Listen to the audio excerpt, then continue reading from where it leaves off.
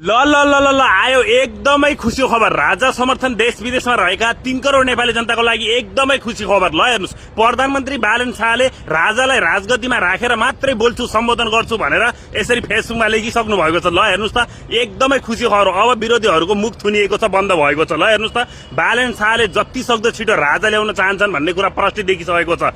ल हेर्नुस्, भिडियोलाई व्यापक शेयर गरिदिनुस्, 3 करोड नेपालीसम्म पुगाइदिनुस् र कमेन्टमा सबैले जय बालन जय राजतन्त्र लेखिदिनुस् है त। ल ल ल साथीहरू, हाम्रो माननीय ज्ञानेन्द्र साईज्यूले एकदमै खुसी खबर लिएर आउनु भएको छ। राजा ल्याउन, हिन्दू राष्ट्र फर्काउन र प्रदेश संरचना खारेज गर्न संविधान संशोधन हुने भएको छ। एकैछिन यो भिडियो सुन्नु। प्रदेश संरचना खारेज गर्ने कुरा, हिन्दू राष्ट्र स्थापना गर्ने कुरा र राजा ल्याउने कुरा, हामी संविधान संशोधन गर्न तयार छौँ। पक्कै पनि ज्ञानेन्द्र साईले उठाएका मागहरू एक एक कुरा हुनुपर्छ भन्ने सबैले यो भिडियोलाई सक्दो शेयर गरेर सबैमा पुगाइदिनुस्। आफ्नो मनमा लागेको कुरा कमेन्ट गर्नु होला है। सम्माननीय प्रधानमन्त्री बालेन्द्र शाहजी, तपाईको छोरी जो नाबालिग हो, माइनर हो, उसको तस्बिर एकजना उच्च पदमा रहेका सांसद हर्क साम्पाङले आफ्नो फेसबुक पेजमा, जहाँ चाहिँ उनको 1.4 मिलियन सब्सक्राइबर छन्, त्यहाँनिर गएको 72 घण्टामा 3 चोटि प्रयोग गरिसकेका छन्। त्यो पनि नराम्रो तरिकाले कम्पेयर गर्नलाई अहिलेको करेन्ट सिचुएसन छ र जुन देशमा बच्चाबच्चीको हितमा कानुन बनाएको छ, त्यो देशमा यदि यस्ता खालका मान्छेलाई सही समयमा यिनीहरूलाई पाठ पढाइएन भने हाम्रो देशको कानुन भनेको मजाकको लागि मात्रै हो, हेरेर हाँस्नको लागि मात्र हो भनेर स्पष्ट रूपमा जनाउँछ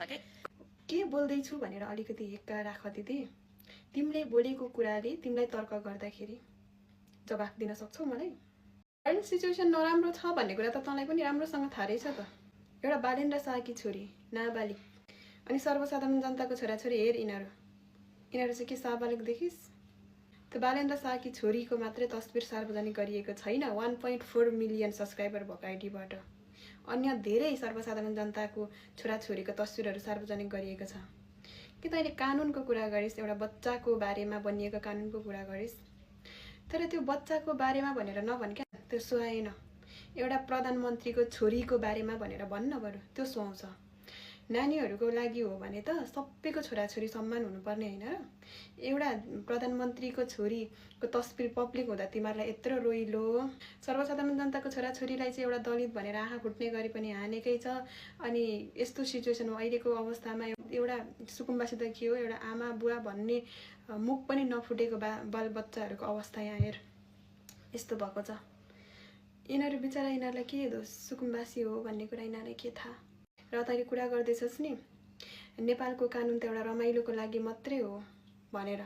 हो, ठिक, तिमीहरूले त्यही गरेको छस्। तिमीहरूले कानुनको कुरा गर्छस्, नानीहरूको लागि भनेर बालबालिकाको कानुनको कुरा गर्छस्, अनि यो बालबालिकाहरू यस्तो भइरहँदाखेरि चाहिँ तिमीहरू रमाइलो गरिरहेछस् होइन? सुकुम्बासीमा घर बनाउनेहरूलाई यस्तै गर्नुपर्छ। तिमीहरूको यही होइन त तिमीहरूको कुरा? तिमीले नियम कानुनको कुरा गरेको छौ नि, नियम कानुनको कुरा के तिम्रो प्रधानमन्त्रीको छोरीलाई मात्रै हुन्छ? अरू सर्वसाधारण जनताको छोराछोरीलाई खोइ त? धेरैजना सर्वसाधारण जनताको छोराछोरीको बारेमा उहाँले फोटो भिडियोहरू पब्लिक गर्नुभएको छ। एउटा सानो बालिका जो दार्चुलाको तुइनमा झुन्डिँदै जाँदाखेरि त तिमीहरूलाई त्यस्तो लागेन त? फेरि त्यो पनि त एउटा नाबालिगकै फोटो उहाँले सार्वजनिक गर्नुभएको थियो नि आफ्नो फेसबुक मार्फत। अनि तिमीहरूलाई त त्यतिखेर फेरि दुरुपयोग गरेको त लागेन? अहिले एउटा बालेन्द्र शाहकी छोरी जो एउटा सर्वसाधारण जनताको छोराछोरी सामु कहिले चाहिँ यिनीहरूले एउटा एकै खालको इक्वल फेसिलिटी पाउने होला नि भनेर क्वेसन मार्क गर्दाखेरि चाहिँ तँलाई नराम्रो तरिकाले दुरुपयोग भएको भयो होइन त? हो, तिमीहरू जस्तो यस्तो सामन्ती र शोषकी दिमाग भएका, यस्तो विचारधारा राख्ने मानिसहरू जबसम्म यो धरतीमा, यो नेपालमा हुन्छ नि, यो नेपाल कहिले पनि विकास हुँदैन। बुझिस्?